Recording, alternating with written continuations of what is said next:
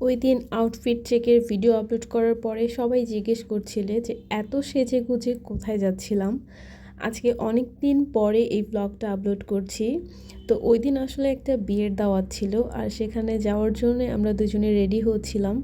তো চলে গিয়েছিলাম মিরপুরে, আর আমাদের যেই বিল্ডিংয়ে দাওয়াত ছিল বাফেট লাউঞ্জ, ওটার নিচে ছিল আড়ং। তো আমরা ভেবেছিলাম যে আগে থেকে গিফট না কিনে প্রথমে আমরা আড়ংয়ে ঢুকবো, আড়ং থেকে গিফট কিনে তারপর চলে যাব প্রোগ্রামে। তো যেই বলা সেই কাজ, চলে গেলাম আড়ংয়ে আগে গিফট কিনতে, গিফট কিনে দেন আমরা প্রোগ্রামে যাব। আর ওই দিন একটা খুব শখের নথ কিনেছিলাম, সেই নথটা বাইকের বাতাসে উড়ে কোথায় চলে গেল আমি জানি না। তখন আমি আমার হাজব্যান্ডকে বলছিলাম ভালোই হয়েছে নথ হারিয়েছো, এখন নথ কিনে দিতে হবে। তো আড়ং থেকে আমিও কিছু শপিং করে ফেলি।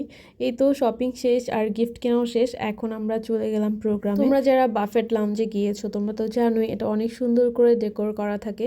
আমার কাছে ওদের পরিবেশটা অনেক ভালো লেগেছে। অ্যান্ড যেহেতু অনেক মানুষের দাওয়াত ছিল, বিয়ের দাওয়াত, কমপক্ষে 400 থেকে 500 জনের মানুষের মতো মনে হয় দাওয়াত ছিল। তো এই কারণে এত হিজিবিজি লাগছিল, বাট ওদের স্পেসটা মোটামুটি অনেক বড়।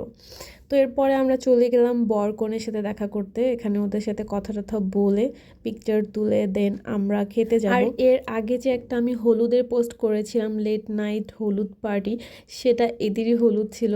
তো ওই হলুদের পরের দিনই এই প্রোগ্রামটা ছিল, কিন্তু আমার ব্লগটা আপলোড করতে করতে অনেক দেরি হয়ে গেল। তারপর আমরা খেতে চলে গিয়েছি, এবং তোমরা যারা বাফেট লাউঞ্জে গিয়েছো তারা তো খুব ভালোভাবেই জানো যে ওদের খাবার কোয়ালিটি কিন্তু অনেক ভালো। প্রতিটা খাবারই মজার ছিল, যদিও আমি সবগুলো তো ট্রাই করতে পারিনি। আমার chicken item and spring roll, soup, wonton এগুলো বেশি ভালো লাগে, তো আমি এগুলো খেয়েছি। অ্যান্ড একটু কাচ্চিও খেয়েছি, একটু তেহারিও খেয়েছি, মানে জাস্ট অল্প অল্প করে টেস্ট করেছি যে কোনটা কীরকম টেস্ট। তো আমার কাছে মোটামুটি ভালোই লেগেছে খাবারগুলো। আর ব্লগটা অনেক বড় হয়ে যাচ্ছে, এই কারণে অনেকগুলো ক্লিপ আমি এখানে অ্যাড করিনি, জাস্ট কিছু কিছু ক্লিপ অ্যাড করেছি যাতে ব্লগটা একটু সুন্দরভাবে আপলোড দেওয়া যায়।